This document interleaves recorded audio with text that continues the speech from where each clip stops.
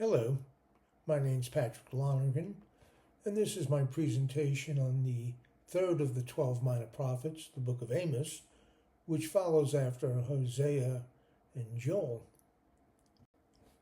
The basic outline of the book is the preface, the first two verses of chapter 1, the oracles against the nations, Damascus, Philistia, Tyre, Edom, Ammon, Moab, Judah, and Israel, the words of God and the prophet to Israel, and the visions of Israel's future.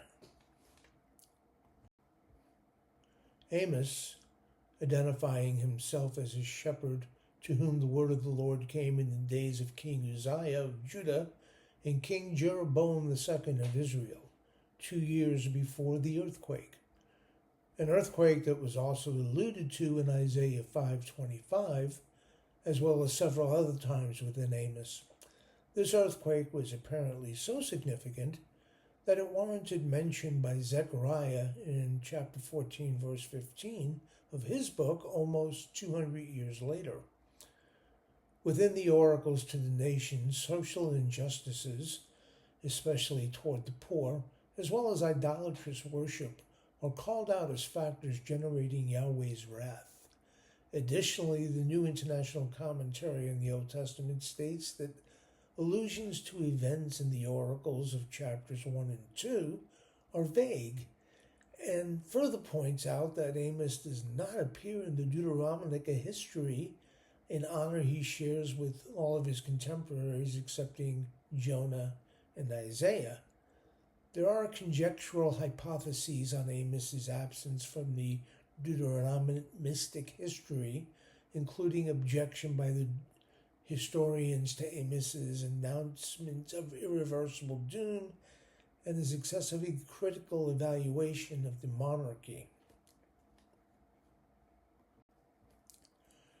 There's a plethora of commentary in the ACCS on Amos. One that stands out for me is Ephraim the Syrian asserting that Christ, the cornerstone, was foretold in the setting of a plumb line in Amos chapter 7, verse 8. Another is Gregory the Great writing about Amos, asserting that he was no prophet, but then foretelling so many things concerning the future, coming to the conclusion that the Spirit does not always dwell with the prophets. There are approximately 135 citations from Amos in the New Testament, based on either a direct quotation or being alluded to, the most prolific of which is the Acts of the Apostles with 43 citations from Amos.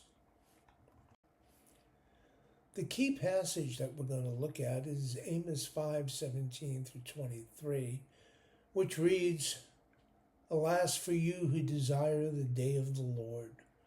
Why do you want the day of the Lord? It is darkness, not light, as if someone fled from a lion and was met by a bear, or went into a house and rested a hand against the wall and was bitten by a snake. Is not the day of the Lord darkness, not light, and gloom with no brightness in it? I despise your festivals, and I take no delight in your solemn assemblies. Even though you offer me your burnt offerings and grain offerings, I will not accept them. And the offerings of well-being of your fattened animals I will not look upon. Take away from me the noise of your songs. I will not listen to the melodies of your harps."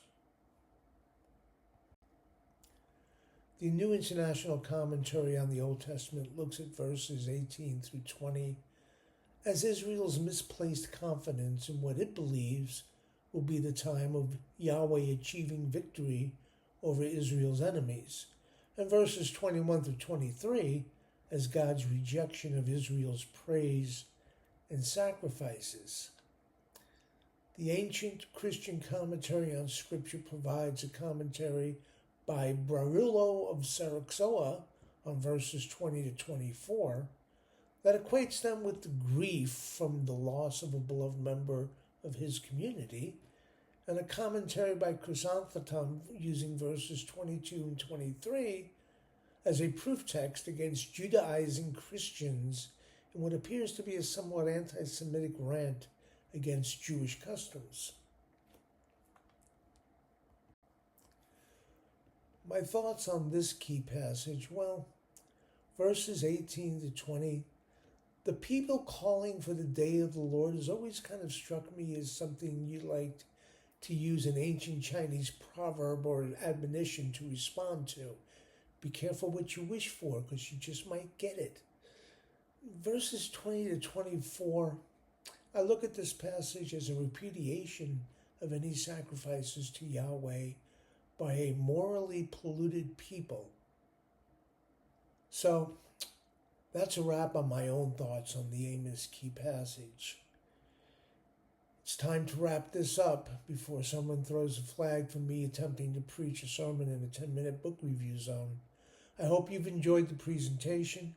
I'm looking forward to talking about it with you in Yellow Dig.